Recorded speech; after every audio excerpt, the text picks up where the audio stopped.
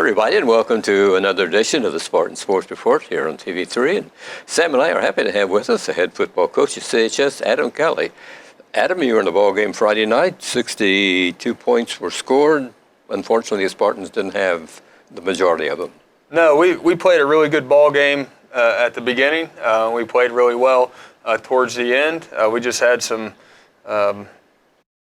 I would say we didn't execute well there in the second half of the second quarter and the beginning of the third quarter. And so we had about a quarter's worth of bad play on our end. And that's the result of the score being 41-21, us on the lower side of things. Right. Richmond won their first ball game of the season. The Spartans are looking for win number one come Friday. But before we get to the Franklin County game, a little bit more about Friday night. What did you tell your kids after the game? Well, I told them that, a lot of it was an execution thing. The plays were there. Our kids were in the right spot quite a few times. It was the quarterback threw a few high balls when we had receivers in the right place. He threw a few good balls when the receivers weren't in the right place.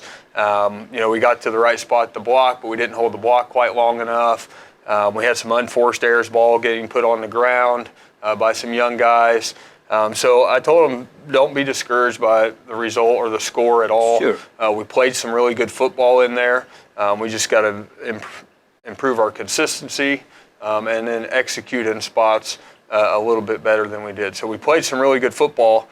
We just now have to play really good football, for all four quarters. But I like the mentality that the kids had. I like the mentality that our staff maintained throughout the ball game. Nobody got out of control and flustered and negative, and nobody gave up. And so I was really encouraged by the mentality of the team throughout the game. The kids were playing hard at the end. Sam, for a first ball game, it was all right. Well, we started off early in the game and got an interception and turned that into points. Yeah. And late in the first half, as I recall, had a chance to tie it up, but coughed it up, and they go down and score, and they go up 14. We're going to the locker room. We had an opportunity to be tied at halftime. Yeah, we did, and then we had the fumbled snap there right before half, and we were down 14-7 at that point. And our offenses showed that we could move the ball, and that losing the ball down close to their goal line, and then their quarterback made a great throw, and they had a great catch to cap that. I don't know, it was only a 2 or 3 play drive there because it was right at the end of half, and that kind of spilled over into the third quarter. We came out kind of flat. We came out kind of slow, and it took us about a half quarter to get ourselves going again, and we made some mistakes. We had some penalties called against us.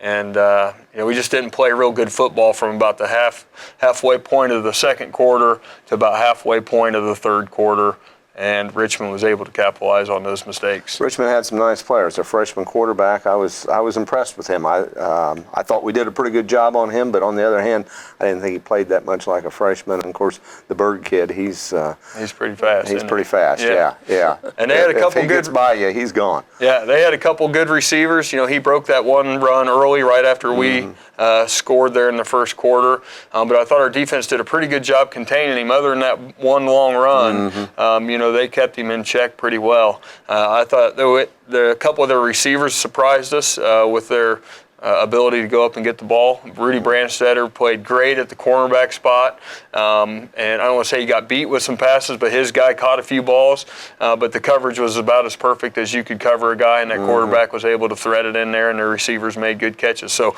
sometimes the other team makes good plays, and you have to recognize that and respect that, and Richmond did a good job, especially taking advantage of our missteps there halfway through the second into the half part, or into that third quarter. And Richmond plays in a tough league, North Central Conference, and some Indianapolis schools, 5A and 6A teams on their schedule. So they're a bigger school than we are, and that's no excuse. But on the other hand, it is what it is. It is, and size-wise, we're not even close to them, and speed-wise, really either. But we play them every year, and I feel like we play them hard every year. Again, I wish the score was a little bit different than what it turned out to be, obviously. But I was proud of the way our kids played. They stayed positive. Our coaching staff stayed positive throughout the game, even when things were getting a little rough there with penalties and some miscues. So I was, and Richmond forced some of that stuff with their play up front. They had a couple defensive linemen that wreaked havoc in our backfield, and I thought our quarterback did a good job several times scrambling out of there and trying to make plays. Our running backs did a good job handling themselves, and our offensive line had some missteps, but those are things that we can correct. So I was happy with our production overall. I liked how your kids played right up until the end. I mean, they knew what the outcome was with midway through the fourth quarter. Right. That it's almost an impossible task, but they kept playing and kept playing hard and held their heads high. Absolutely, and Richmond continued to play tough as well, which says a lot about their new coaching staff. I've got a lot of respect for Tony over there. They kept their starters in too as Absolutely. well. So the points we scored in the fourth quarter were not give me points. We earned those points. Absolutely, and it's high school football. At the end of the game, the kids go through the scores. And they were talking about a couple different games where this team, I believe Rushville was up by 20 or 25 going into the fourth quarter and ended up losing by a couple touchdowns. So you never know what's going to happen on Right. Friday night when you have a bunch of 15 to 18-year-old kids playing ball. So we talk about it all the time. We got to play to the end, Right. And take advantage of any missteps by your opponent.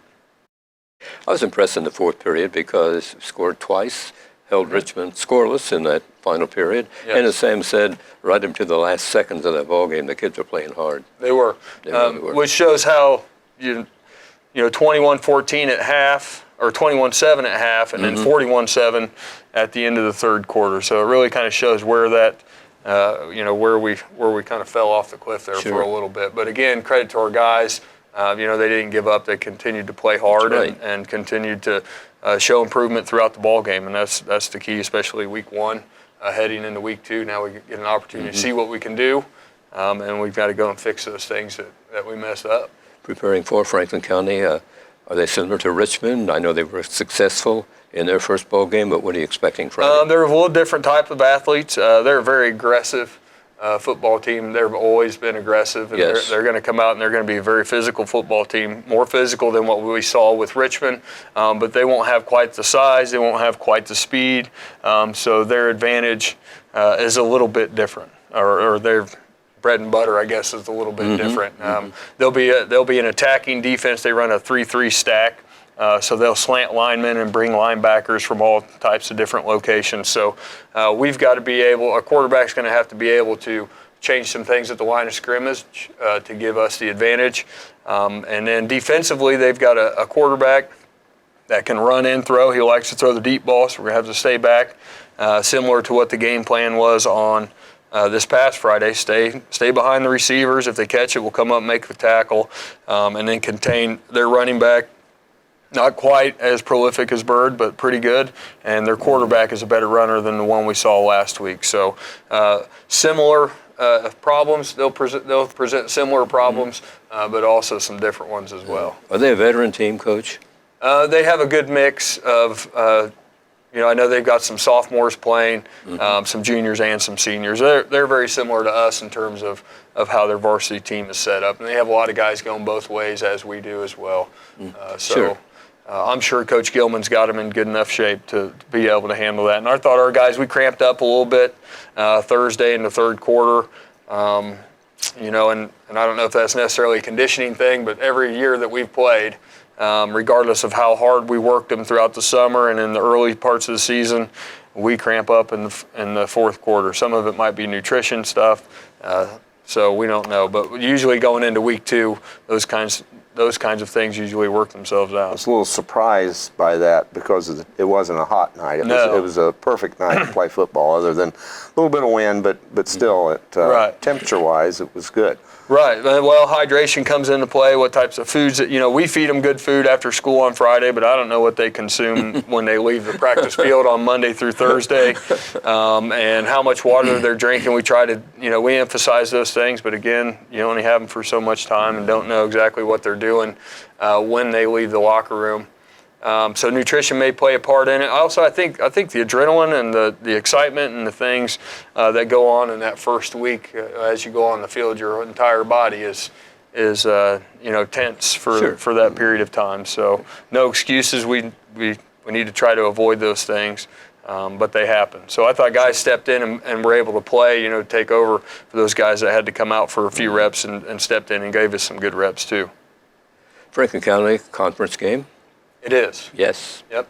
So what are you expecting in the EIAC? We expect it to be a tough conference. Lawrenceburg had East Central down going into the fourth quarter this past week, and East Central was able to get a couple turnovers and pull that one out. South Dearborn's coming off their best season in 25 years, and so they've got some momentum going. Franklin County's always a tough team to play. Batesville will be good. They lost their star quarterback and a couple other guys, but they've got some guys that can step in and play. So we expect it to be a tough road from start to finish once we get into it here in week 2. One of the kids that played for you last year for the Spartans is at Anderson University, Warren Toole. I know you're very happy to see him there. Yeah, both him and Jason Beckman ended up signing with Anderson a little bit late. So he decided that he wanted to go play, and Anderson invited him in. So we have 2 former Spartans that are working out for Anderson, and I heard that Warren had a pretty big game in the scrimmage the other night, a couple receptions, a touchdown, and so we're really excited for Warren. He showed up at the game Friday and came by and kind of cheered the guys on and tried to get them pumped up a little bit. So it's exciting to see a kid that worked as hard as Warren did for that hard work to pay off. And we talked about last year, with the 0-10 season, some of the kids are like, well, I've put in all this work, and then we go 0-10, and we don't always reap the benefits when we want to reap those benefits, and it's good to see him getting those benefits now as he moves into college. And he's a wide receiver, right? Yes, he played slot receiver for us last year. He played a little bit of running back for us last year. Yeah. He played some corner for us, so he just likes to play football. I think he'd line up at defensive end if you let him. Yeah.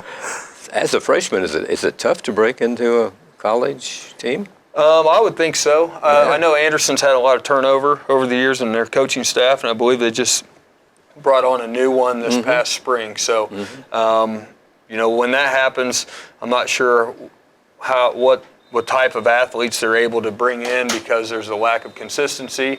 Yes. And so if this new staff comes in and they want to start kind of building a program, they may start with the younger guys and kind of build like you would with a high school program. When you go in new, you try to start with the younger guys and kind of build your own philosophy. So I think Warren, if he proves himself on the field in practice, will get an opportunity to play on Saturdays. And, every college coach wants, any coach, he's going to put his best kids out there. And so if Warren proves that he needs to be on the field, then Warren will be on the field. Regardless of class. Right, absolutely. Anderson plays what kind of teams? I believe they're in the conference with Hanover and Earlham, which Earlham is no longer has their football program, but I believe they're in that conference, and I don't know the name of the conference specifically, but it's at Division III size schools. Sam, it's great to see Spartans at the universities. It is. Yes, it is. And it's good to see them going off to college, but then getting an opportunity to continue with their playing career and in any sport. And I think we're pretty successful at CHS with that. We have some good students and great student athletes, and many of them, you see Grady has their pictures in the paper all the time, that different ones. So they're continue to be student athletes. Right. Makes you proud to be associated with CHS. Absolutely. This week at CHS, we had a couple of soccer games that were canceled on Monday because of the weather. It will be an indoor sport, though. The Lady Spartans meet Anderson Lady Indians in volleyball at the CHS gym. On Tuesday, boys soccer at East Central at 6 o'clock start, and it's the first of 4 straight away for CHS. The Lady Spartans play golf at Rushville at 5 o'clock on Tuesday. On Wednesday, the boys tennis with Richmond, CHS course with a 5:30 start. On Thursday, the Lady Spartans and Centerville in golf at the Willowbrook Country Club. That'll start at 5 o'clock. Boys tennis at Cambridge City Lincoln at 5. Lady Spartans volleyball at Greensburg at 5:30. That's the first of 5 straight away contests for the Spartans. On Friday, the Spartans, of course, begin the home season with Franklin County, kickoff at 7 at Spartan Stadium. On Saturday, boys and girls cross-country teams at the Rushville Invitational. 9 o'clock in the morning, they'll begin. Boys soccer at Union County at 10. In volleyball, the Lady Spartans will be at Batesville, 10 o'clock start time also. In middle school sports this week, in football, Wednesday at Spartan Stadium with Union County, kickoff at 5:30. In volleyball, Monday at Union, 5:30. Tuesday at Greensburg at 5:30. Thursday, they'll be home with Seton Catholic, 5:30 Spartan Arena. Cross country at middle school, Monday at the Greensburg Invitational. Not sure if that's underway or not. Home Thursday with St. Mary of Rushville at 4:30. Here are the area football scores. Cambridge City lost to Centerville 42-6. Rushville lost to Milan 40-20. Union County lost to Northeastern 27-14. Franklin County won 36-20 at Newcastle. And as we mentioned, the Spartans with a 41-21 loss at Richmond. This week's games on Friday: Union County at Cambridge City, Hagerstown at Centerville, Richmond at Mount Vernon, Newcastle at Rushville, and of course, as we talked about, Spartans home opener with Franklin County. Coach, after Franklin County, you traveled to Indianapolis, I understand, to meet Greensburg at Lucas Oil? We do. We get a noon contest on September 7th, which is a Saturday, and it's going to be throughout the day. Our conference teams will be playing all day long. So we're really excited to be invited to participate in that. I know our kids are excited about it. And, we're going to take the Youth League kids up with us, and they'll have a section, and they get to come out on the field for warm-ups and be part of the introductions. and so we feel like it's going to be a big boost to morale. Sure. A great opportunity for our kids to play in one of those top places that you can actually play a football game. So we're really looking forward to it. Coming away with a win would be a real confidence builder. It would. It would. So, right now, obviously, we're focused on what we can do against Franklin County. Absolutely. But then we'll focus in on that Greensburg game following this week. As I recall, back when you were a young freshman in high school, you played at the Hoosier Dome. Well, the team played. I didn't get to play much. I was only a freshman. You were on the field, though. I was on the field. A memorable thing. We got to warm up in the stadium and down in the end zones, pretend we were Eric Dickerson and some of the big time Colts players at the time, and that was really exciting. I remember your son, one of the varsity players, had to borrow his jersey. So Kyle Smith had to borrow number 8 from Ben. And so every time Kyle made a play, or he was the kicker, so when he kicked off, they called Ben Harvey's name over the loudspeakers, and we all got super excited for Ben, and we'd give him high fives. And, I was sitting so far away, I couldn't tell whether it was him or not. Yeah. But it's the turf. I remember the turf back then was about as solid as this concrete down here with just a little bit of carpet on it. So I know the turf that they have nowadays is much improved from the turf back then, so I'm glad our guys don't have to play on that. So plenty of tickets available for this. What are they, $12? They are. They're $12 for the general public. Our Connersville Youth Football League participants, our players, they can purchase tickets for $5, but everybody else is $12, and that gets them in the gate. Not just for our game, but if they're football fans or high school football fans, they can hang out all day and watch as many games as they want for that $12. That's great. Yeah. It's a bargain. 4 games will be played. Absolutely. Yeah, right. Congratulations on all the programs, summer programs that you conducted, and a lot of work, I know, and you had a lot of help, but they turned out real well. Yeah, we did. I felt like our summer camps went well. Our summer conditioning stuff with our high school kids went really well, and I think we're going to see the benefits of that throughout this season. And again, with the loss on Friday was obviously not what we want, but I felt like our kids played well, and I feel like we're headed in the right direction. We still got some young guys on the field. We start 3 seniors on each side of the ball, so. The largest percentage of players will be back for us next year, and we have 25 freshmen out this year, and so we're excited about the number of freshmen coming through right now. By the way, our JV team went back to Richmond on Saturday, and they pulled out a win. Good. They were down by 14 at half and came back to win, I think 23-21 or 23-22, and a large part of those players are that freshman group. So we see a lot of good things. Our youth league just played on Saturday, And both of our 5th and 6th grade combination teams beat Rushville running away. Our 3rd and 4th grade teams lost to Rushville, but played competitively. Our 2nd grade team played well. They won. And our flag football team, even though they don't keep score, my son coaches that team with a couple other players, and they keep score. So he posted his score as well, even though they don't put it up on the scoreboard. But everybody seemed to have a lot of what it is. Yeah, the kids pay attention. But the reason I bring that up is there seems to be a lot of excitement and people having a lot of fun playing the game of football here in Connersville, and that's the ultimate goal. Yeah, one of the largest groups on the varsity team you've had in several years, haven't you? We have. Our numbers are up. We're up about 18 kids compared to where we were a year ago. Great. So we're really excited at what that looks like. Our middle school numbers are not where we would like them to be, but we're hoping we can have some success at the varsity and JV level this year, and that will push them up as we move forward. But our 6th grade numbers are really good. Our 5th grade numbers are really good.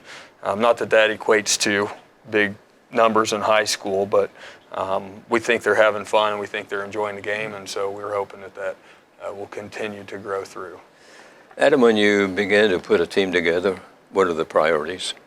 For me, it's effort, and kids that can control or try to control the things they can't control, which would be effort would be number one. Mm-hmm. And then you look for kids, football-wise, you like some kids with some intensity, and then people that are good teammates, that are respectful to their teammates and support their teammates instead of making negative comments when somebody makes a mistake. They smack them on the butt and say, hey, come on, we'll get that next time. Let's get back in the huddle and kind of go from there. And that's why this year's team, the dynamic of it has been so good to be around and be with, because we have those kids in the huddle this year. Not that we didn't have those kids in the huddle in the past, Sure. but maybe not as many as we do this year. And that's from the freshman group. We're all very positive. And even though we have a small senior class, they've been great leaders. Mm-hmm. And so it's been a good time up to this point. It's interesting. Thanks for telling us about that. Sam and I devote 100% of this program to Spartan sports and what's going on, but Indianapolis and Indiana had a sports earthquake over this weekend, and I'd like to get your comments. Okay? Yeah. Okay. My mind was going the same way as yours. So. What's going on with the Colts and their ex-quarterback? Oh. Well, my guess is that he worked really hard to come back from the injuries that he sustained in 2017. He came back, had a phenomenal year last year. Obviously, they're not telling us everything about the injuries he seems to be having with his lower leg right now. My guess would be that at this point he sees a long recovery process to whatever that injury is, and has decided that, and we don't know what they've told him as the prognosis. They may tell him, hey, after 12 months of this, you still may not be able to do whatever. Mm-hmm. And so my guess would be that, he feels like he's put in his time and he's played the game, and I think he stated that, it's no longer, he's not enjoying it as much as he can or as much as he did. And so he's decided to step away, and I think that's his prerogative. Mm-hmm. I don't think he should stay and play if he doesn't want to stay and play. He's obviously made probably enough money to make More it the rest of the way. Yeah. And, I don't want to say, it's his decision to make. It's the United States of America, and we're free to make those choices. What about the timing, though? I know some people will say, well, he's leaving his teammates out to dry, but if he's in an injury situation and that injury is going to isn't going to allow him to play this season or the first half of this season anyways, they're going into it without him anyways. Mm-hmm. So, I know people will say, well, that's selfishness or whatever it might be, but they're professionals. He's a professional. It's his career. If any one of us decide that we've had enough and we want to retire today, we can do that. Mm-hmm. And so he's decided that he wants to do that, and good for him. My only thought on that would have been nice, and it's had to be in his mind for a while. Mm-hmm. Would have been nice if he had done it before the draft. Right. And then how honest is the Colts organization being with their fan base and the season ticket holders? They want to sell those season tickets, and the hope was that he would be back. Sure. So that bothers me a little bit. But on the other hand, like you said, it is his decision. It's his life. Right. And again, with the injury thing, I haven't followed it super closely because I've been worried about my own football team. But I haven't heard details on what the injury is and how long it's going to last, for what his recovery process is, or any of those things. So I think for us to comment that he's given up without knowing all the details is really not fair to him. No. And all that medical, that's all confidential anyway. Right. So we won't know. And I heard he was booed the other day when he jogged off the field, and that's extremely unfortunate. He gave the fans of Indianapolis 6 or 7 years, however long he's been playing, really good football. The injury supposedly happened in March. What can you do in March that would cause a leg injury and an ankle injury? I don't know. They have what they call them OTAs and different things, and I'm sure he's working year-round.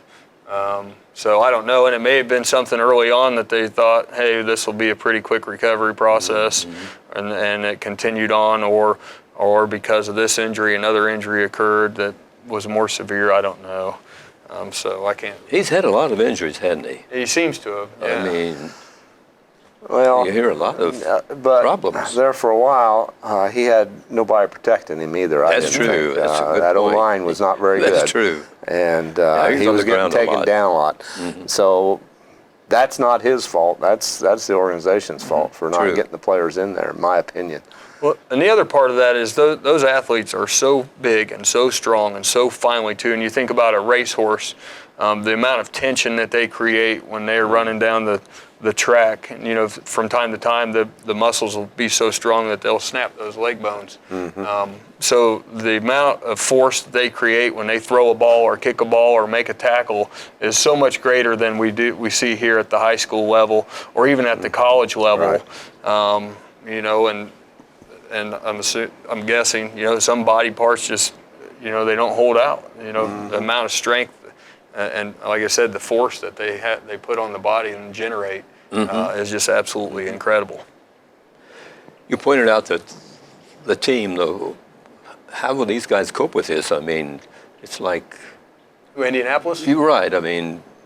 they'll be fine. They're still going to get paid, and they're still going to go play on Sundays, and they'll try to win with the quarterback that they have. And if that guy doesn't get it done, I'm sure the general manager will go out and try to find another one. What can you tell us about their quarterback? What do you know about Jacoby? I know he played in 2017, and I don't know what the record was that year. I'm sorry, I don't remember follow, either. a lot of pro ball, but as far as I could tell, I mean, he's a pro athlete, so he's got to be able to do something. Next guy up. Yeah, exactly. And I'm sure they'll work, the free agency if they don't think he's good enough, or they'll work the draft this year or next April if they don't feel like he's getting the job done. They have another quarterback, don't they, Sam? A third string? Probably, but I can't recall. I think he's played in some of the exhibition games, I believe. But I can't come up with a name. You got to have those organizations. They have to be so deep, but especially at key positions where you couldn't just. Some players you could probably rotate into other positions, but quarterback's pretty skilled. So should be an interesting season. It should be. Should be. College football kicks off here soon too this weekend, and so IU and Ball State travel to Lucas Oil, I think, in a ball game. So will you be there? No, I will not. I'll be in my own locker room. Not only do the high school kids like to go there and play at Lucas Oil, the college teams like it too. It's a big deal for them. Coach, thanks a lot, and boy, the best of luck in your kids. They got a great group of kids, and all the luck in the world this football season. I appreciate it. Thanks for having us. Go buy your tickets for Lucas Oil September 7th. We're going to take as many people up there as we can. Brett Duncan's office is a place to go. Yes, sir. We hope to see a lot of folks out there and a lot of folks at Lucas Oil a week from Saturday. Adam Kelly's been our guest. Good night, everybody, here on the Spartan Sports Report on TV3.